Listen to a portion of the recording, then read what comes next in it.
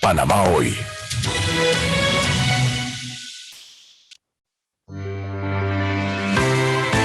Bien, vamos a conversar en esta oportunidad con el diputado Luis Ernesto Carles. Estamos de regreso con más información. Y bueno, anoche una buena noticia. Finalmente, diputado, el presidente de la República firma esta ley que crea ya formalmente y aprueba la ley que le da un valor al tema del sombrero pintado y a esta festividad también. Sí, muchas gracias, Enrique, y saludos a todos allá en cabina. Sí, definitivamente que es una gran oportunidad que se eleve a ley de la República la celebración del Festival Nacional del Sombrero Pintado y que al mismo tiempo dentro de esa ley se reconozca el valor que tiene las técnicas de confección que fueron reconocidas por UNESCO como patrimonio inmaterial de la humanidad.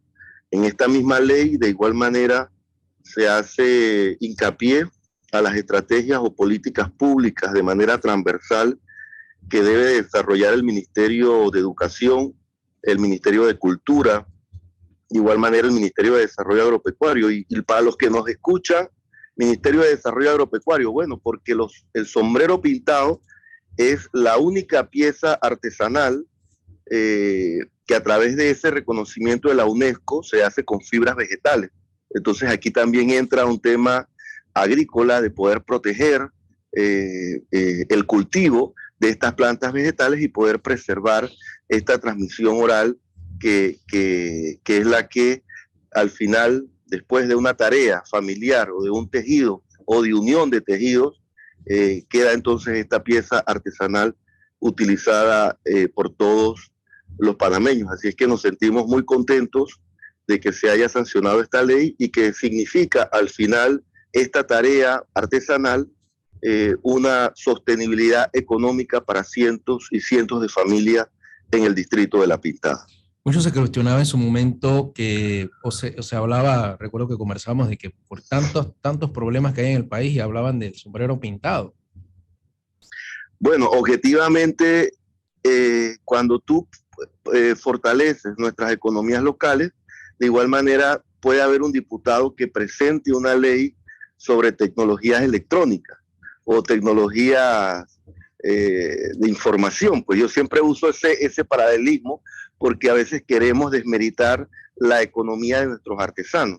Nosotros también tenemos el derecho de presentar proyectos de leyes que son proyectos que tienen una redacción profunda, una redacción que también busca el desarrollo de políticas públicas de inversión y sobre todo que pueda preservar la conservación y la transmisión oral de estos conocimientos, porque son conocimientos orales. Entonces, en esa ley también estamos incluyendo que a través del Ministerio de Educación se eduque a todos nuestros hijos a nivel nacional de que el sombrero pintado ha sido declarado patrimonio inmaterial de la humanidad, porque un pueblo también tiene que reconocer sus tradiciones. Un pueblo que no tiene memoria o un país que no tiene memoria sobre su historia también es un país que no entonces protege parte de su identidad nacional. Entonces el sombrero pintado es parte de nuestra identidad nacional y sobre todo más allá también, Enrique, lo que yo siempre he comentado, que muchos no conocen que a través de la confección de cutarras, por ejemplo, o a través de la confección de sillas de montar caballos, o a través de la confección del sombrero, eso es parte de la economía de muchas familias, porque también los artesanos generan empleo, también el confeccionar sombreros es un trabajo que al final te genera una adquisición económica que sostiene a tu familia para poder educar a tus hijos o para poder darles seguridad alimentaria a esa familia. Diputado, lo invitaron anoche a la presidencia. No, yo sí he estado en comunicación con la ministra de Cultura y con la ministra de Trabajo. Okay. Diríamos que son enlaces porque dentro de la ley, como son trabajadores artesanales, hay diríamos, un punto transversal de desarrollo a través del Ministerio de Trabajo. Okay. Entonces no pude estar porque estoy acá en La Pintada porque hoy precisamente inicia el 10º Festival Nacional del sombrero pintado. Entonces estamos, diríamos, en los preparativos, pero al mismo tiempo atendiendo los artesanos que estén a tiempo, que puedan tener la cantidad de sombreros suficientes. Enrique, nos van a visitar este fin de semana más de 50,000 personas, van a estar en la pintada. Nosotros estamos muy felices porque el centro o el epicentro del festival son los artesanos, y tenemos a más de 45 artesanos listos, ya con sus sombreros confeccionados para recibir a cientos y cientos de ciudadanos panameños y también de turistas que van a visitarnos durante este fin de semana el distrito de La Pintada. Diputado, buenos días. Usted mencionaba que obviamente a veces no se le quiere dar ese mérito, esa importancia a nuestros artesanos, a nuestros campesinos. Con la aprobación de esta ley, ¿cuántas personas se van a estar beneficiando aproximadamente? Mire, nosotros tenemos certificados como, porque hay cosas que también quisiera explicarle. Cuando usted, porque no voy a mencionar ciudades ni pueblos, cuando usted pasa por la Interamericana en la provincia de Coclé y usted ve esos sombreros que a veces están en esos pueblos que están en la Interamericana, no son precisamente quien le está vendiendo esos sombreros, no es precisamente quien confeccionó el sombrero. Entonces, lo que nosotros promovemos a través de esta ley y a través del festival que inicia hoy, es que precisamente el artesano que confecciona el sombrero, y no sea a través de una venta. Sí. Bueno, el diputado está en el área de La Pintada, así que estamos esperando que se restablezca la conexión. Diputado, ¿nos escucha? En el año 2019, por ejemplo. ¿Aló? Sí, ahora sí lo escuchamos. ¿Sí me escucha? Sí, clarito. Hubo una inyección económica. En un fin de semana se vendieron un poco más de $200,000 en sombreros. Y muchos que nos escuchan dirán, pero ¿cómo es posible eso? Pues los sombreros tienen diversos precios. Y si yo, como vendedor de sombrero, y mi sombrero cuesta $500 el que estoy vendiendo, y si vendo 3 sombreros en un solo momento, ya son $1,500 que en ese kiosco, en menos de 10 minutos, pudo vender un artesano. Nosotros a los artesanos, y gracias al apoyo del Banco Nacional, logramos abrirles cuentas bancarias para que también ellos puedan hacer compras electrónicas a través de, no voy a darle publicidad tampoco a ningún banco, además al Nacional sí, porque es nuestra banca estatal, pero también hay bancos privados que nos han apoyado y han acompañado a los artesanos porque ellos están organizados y son artesanos que están certificados. De igual manera, le abrimos una página electrónica de venta donde usted puede comprar sombreros de manera electrónica o de manera virtual, es la palabra, porque usted puede entrar en contacto con ese artesano de esa diversidad. Son 46 artesanos que tiene certificado el Ministerio de Cultura y que de igual manera el municipio de La Pintada. ¿Y por qué es importante la certificación? Porque usted necesita que si usted va a comprar un sombrero, como estuvimos en el momento de la virtualidad, recuerde que el último festival se hizo en el 2019 de manera presencial. Durante el 2020 y durante el 2021 hicimos festivales de manera virtual, donde el comprador se comunicaba por WhatsApp o se comunicaba de manera virtual con el artesano, hacía su pedido y necesitaba tener la certeza que ese artesano estuviese certificado por si hubiese alguna incomodidad en el momento de la venta. Entonces, ha sido un proceso de acompañamiento, de avance, donde han participado muchos actores, como el Ministerio de Cultura, el Banco Nacional, la empresa privada ha sido también importante en este acompañamiento.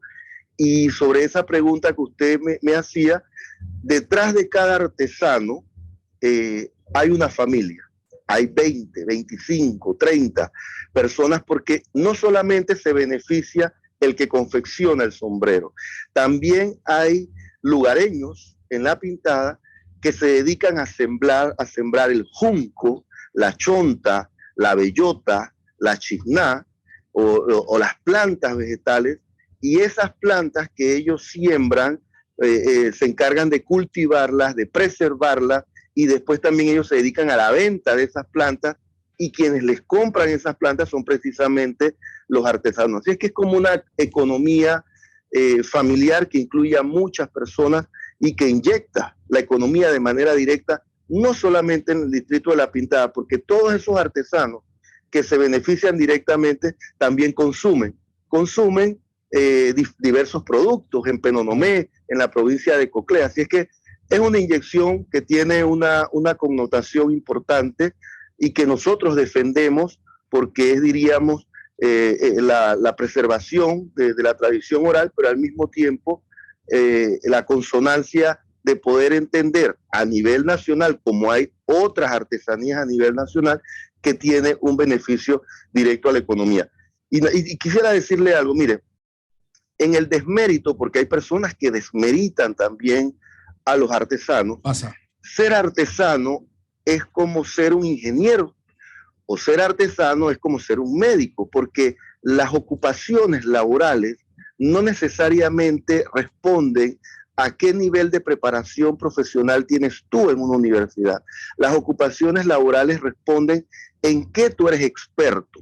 Entonces, un médico es experto en realizar una operación, pues, o un ingeniero en hacer un puente. Pues un artesano con sus conocimientos orales es una ocupación, es un trabajo honesto, un trabajo digno, que es remunerado a través de la confección de los sombreros, y entonces se convierte en un empleo, se convierte en un trabajo donde al final también genera economía. Así que todos los artesanos del país que se dedican a diferentes actividades de esas destrezas que han aprendido y que son parte de la tradición oral, de parte mía, yo sé que de parte de ustedes también, todo nuestro respeto y todo nuestro apoyo, porque son parte también de la economía nacional. Diputado, queríamos aprovechar que estamos hablando con usted, y excelente el sombrero pintado, su opinión de lo que está ocurriendo con los llamados candidatos a la libre postulación. Usted como miembro de un partido político, porque en muchas ocasiones se ha vendido la idea de que por la libre postulación o como que es mejor ser ya supuestamente independiente que estar en un partido político, y se ha intentado manchar un poco la figura de los colectivos políticos.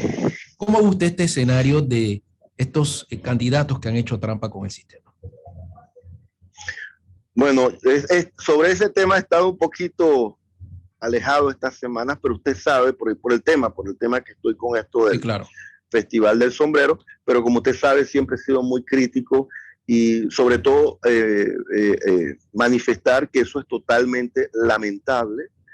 Los procesos democráticos se fortalecen en la medida de que entendamos que hay que respetar las reglas, que hay que hacer las cosas bien, y que al final existe un tribunal electoral donde no solamente el que sabe hacer la trampa la hace, sino que el sistema te permita que esa trampa se pueda hacer. Entonces aquí también hay un fallo, una acción fallida por parte del Tribunal Electoral de no establecer los procedimientos y requerimientos de manera clara para que esos errores no existieran. Y sobre todo la maleantería de aquellos que están aspirando a ser representantes, alcaldes, diputados, presidentes, sobre todo de que tiran la piedra y esconden la mano. Han hecho trampa algunos, el Tribunal Electoral ha señalado quienes han caído en estas acciones de usar la identidad de cualquier ciudadano nacional, extraerlo de un padrón, como ustedes vieron el video, y en base a eso entonces inscribirlo como simpatizante de su candidatura independiente. Eso es totalmente lamentable y lo reitero. Aquí no solamente es porque es una actitud de maleantería, el precandidato que está haciendo eso, sino también de parte del Tribunal Electoral, que no ha establecido los procedimientos de manera más estrictos para que ese tipo de acciones no se puedan dar. Usted estuvo en esa discusión de esta reforma al código. No tendría que ser descalificado este tipo de candidatos, porque a mí me preocupa, ¿sabe? Que como panameño, o sea, no has ganado y estás haciendo trampa. ¿qué va a ocurrir cuando ese candidato... Bueno, yo he observado públicamente, usted ha escuchado ha leído mis planteamientos. En estos días hacía una advertencia al Tribunal Electoral sobre candidatos que aspiran a un puesto de elección y andan haciendo sondeos públicos con boca de urna en los parques y te ponen música mire, aquí el tema de la insinuación, tratar de subordinar al ciudadano a través de la compra, la entrega, eso es jugar con la conciencia. Entonces todo eso el Código Electoral no lo permite, o sea, no permite que usted se ponga en un parque, yo voy a poner una publicidad mía, porque usted no es candidato. Aquí nadie es candidato, entonces nadie puede andar haciendo publicidad de que yo voy a ser el próximo presidente, yo voy a ser el próximo alcalde, yo voy a ser el próximo diputado. Entonces el Tribunal Electoral, yo recuerdo la anterior contienda, recién se aprobó la nueva ley electoral del 2017 y veía un Tribunal Electoral enérgico y poniendo orden. Pero se ha quedado corto. Entonces aquí yo no sé si se ha quedado corto y está permitiendo, está muy permisivo. Yo no sé si es temor. Aquí nadie es ganador. Aquí las elecciones son dentro de 2 años. Y hay que ver eso también, porque se habla de los límites para tú establecer, es que tú todavía no puedes hacer proselitismo. Los únicos que están autorizados para hacer un proselitismo en la búsqueda de firmas son las candidaturas independientes. Ningún ciudadano de partidos políticos en este momento puede andar haciendo proselitismo, que yo voy a ser el próximo presidente de Panamá, que yo voy a ser el próximo alcalde, el próximo representante, el próximo diputado. Pongámonos a ver las cosas que más nos urgen como país, pongámonos a ver cómo fortalecemos la economía en nuestros pueblos, en nuestras comunidades, cómo apoyamos a los ganaderos, cómo apoyamos a los artesanos, cómo apoyamos a los trabajadores informales en nuestras comunidades, en nuestros pueblos. Eso es lo que debemos estar haciendo como ciudadanos, los que amamos a este país. Y sobre todo, Enrique, yo estoy muy desconcertado con esa actitud de maleantería, mientras que la gran mayoría de candidatos independientes están buscando su firma de manera correcta. Entonces hay otra listita que publicó el Tribunal Electoral que se prestaron para búsqueda de firmas de esta manera engañosa. Yo como ciudadano me sentiría muy mal como ciudadano que extraigan mi rostro del padrón electoral y me inscriban en una candidatura independiente sin mi consentimiento. Eso, como usted dice, eso raya en una acción por parte del Tribunal Electoral hasta de suspender esas candidaturas independientes que se prestaron para ese tipo de acciones no permitida en la ley electoral. Diputados, han dado denuncias por parte de algunos candidatos hacia el Tribunal Electoral y obviamente del Tribunal Electoral también ante este tipo de situaciones que usted bien lo dijo, han denunciado a través de personas que han utilizado de mala manera el tema de la solicitud de las firmas. Pero ¿se ha visto comprometida la confianza, la credibilidad del Tribunal Electoral durante esta situación? Por supuesto que se ha visto comprometida, porque nosotros no podemos caer en un país donde todo es procesos largos y procesos que al final no tienen ninguna solución inmediata sobre los problemas que se dan. Entonces, estos son procesos cortos. El proceso de recolección de firmas es un proceso finito, no es un proceso infinito. Entonces, ahí usted se da cuenta que no hay posiciones enérgicas por parte del Tribunal Electoral. Por eso yo vengo al punto que le decía. Yo vi en las redes sociales que un candidato iba a hacer un simulacro con urna, propaganda y todo lo demás, con música, con entrega de cosas, de que cómo veían los panameños su candidatura presidencial. Yo alerté al Tribunal Electoral porque se lo publicó en las redes. Pero es que se habló de eso. El Tribunal Electoral no paró esa actividad. Entonces, ¿cómo usted como ciudadano, si usted, Enrique, usted está aspirando a representante y usted quiere hacer las cosas bien, y usted entonces en el parque de su comunidad, otro que aspira le dice, oye, ven acá que yo quiero hacer un simulacro para ver vote en esta urna para ver si yo, fulano de tal, tengo simpatía o no tengo simpatía. Ningún ciudadano puede hacer ningún simulacro porque nosotros los ciudadanos no somos tribunal electoral. Los únicos que hacen los simulacros y que todavía no es el tiempo para eso, que es lo que se llama el voto de boca de urna, es el tribunal electoral. Y por eso es que, y las encuestadoras, que son encuestadoras reconocidas por el tribunal electoral, pero precisamente quienes estaban publicando eso en redes sociales no era ninguna encuestadora ni era el tribunal electoral, era un partido político.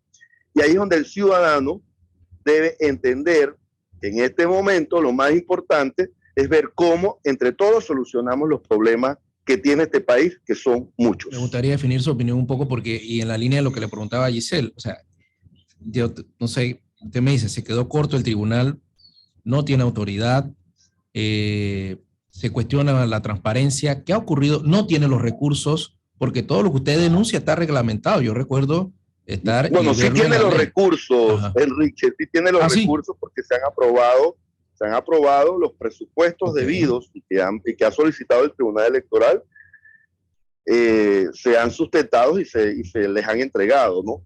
Yo creo que lo que aquí hay es establecer un deterioro por parte de todas estas acciones fallidas, van deteriorando la confianza. Y recuerde que una institución que tiene que generar confianza, no solamente sobre los que aspiran a un puesto de elección, sino los ciudadanos, sobre los ciudadanos, porque sobre el Tribunal Electoral y sobre esos pilares descansa algo que es la democracia. Y la democracia, al final, dirá la gente, ay, yo como democracia o no como democracia, yo vivo de la democracia o no vivo de la democracia. Bueno, la democracia es la imparcialidad para poder tú elegir de manera libre quién quieres tú que te administre las finanzas públicas en tu corregimiento, en tu municipio, quién quieres tú que te haga las leyes, quién quieres tú que te administre el país.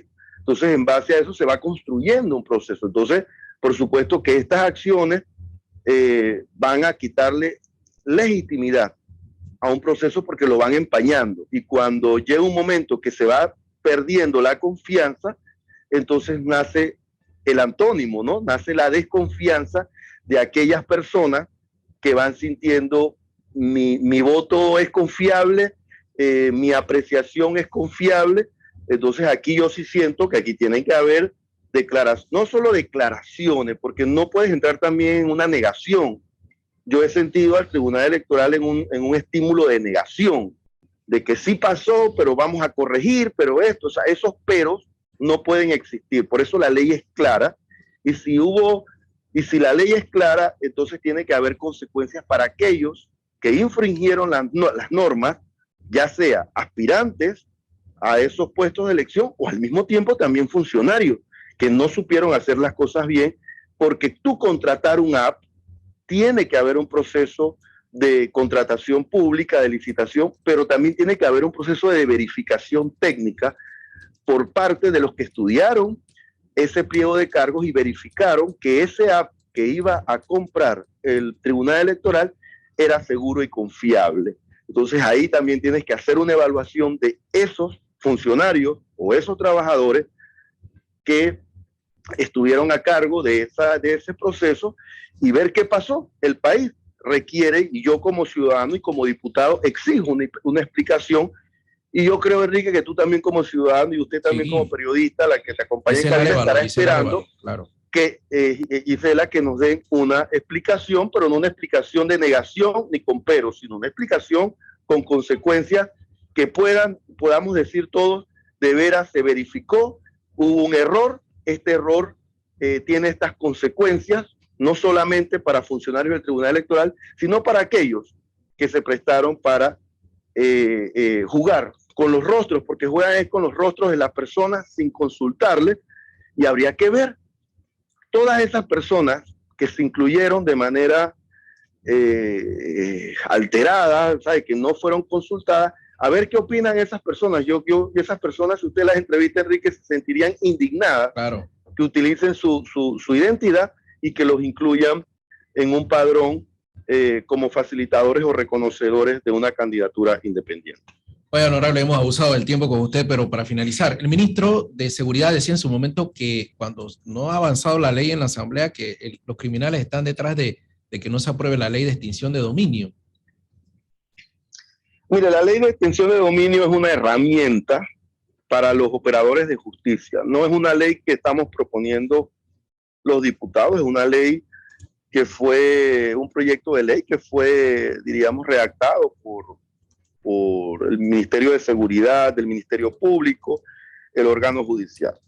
Creo que hay que revisar porque tampoco tú puedes hacer una ley para perseguir a los honestos. La ley tienes que hacerla para perseguir los que están delinquiendo. Yo de ese proyecto, pues soy parte de la Comisión de Gobierno, hay un ejemplo que nos está golpeando en este momento a todos, que es la trata de personas. Cualquier migrante que usted acompañe de manera ilegal hasta Guatemala, hasta México, hasta llevarlo a Estados Unidos, eso es trata de personas. Entonces hay organizaciones criminales que se dedican a pasarlos por la selva del Darién, a acompañarlos y cobrarles por esa orientación o por ese seguimiento o por ese paso hasta llegarlo a Estados Unidos. Y cuando uno indaga, resulta ser que esas organizaciones criminales se hacen millones traficando con personas, porque estás traficando con el futuro, con la felicidad, poniendo en juego y en riesgo la vida de esos niños, la vida de sus padres, que al final lo que están buscando es un empleo, están buscando una mejor vida, pero también son engañados. Entonces, toda esa situación migratoria que estamos viviendo hoy en Panamá, porque cuando hablamos de extinción de dominio enseguida lo relacionamos al narcotráfico, sí, o lo relacionamos a otro tipo de delitos que también son, bueno, traficar personas, estás lavando dinero porque estás recibiendo un dinero de manera ilícita que después te va a permitir que cuando ya traficaste y con migrantes y resulta ser que en una semana te hiciste $500,000 y en 6 meses te hiciste 6 millones y 10 millones, ya te conviertes en un competidor desleal. Si se me ocurre hacer un hotel, sí, entonces ese hotel que tú construyiste, que tú construyes, viene de lo ilícito, entonces se convierte en una competencia desleal con aquel empresario que sí paga impuestos, con aquel empresario que sí genera empleo. Entonces diríamos que es como una figura en donde los operadores de justicia requieren para perseguir el delito, pero al mismo tiempo para exterminar o extinguir aquellos bienes que se han obtenido de manera ilícita y que al final hacen una masa de bienes donde al final te conviertes en un competidor desleal con aquellos que sí hacen las cosas bien. Gracias, honorable. No abusamos más del tiempo. Muchas gracias, Enrique y Gisela. Saludos. Saludos, gracias, diputado. Hasta luego, saludos.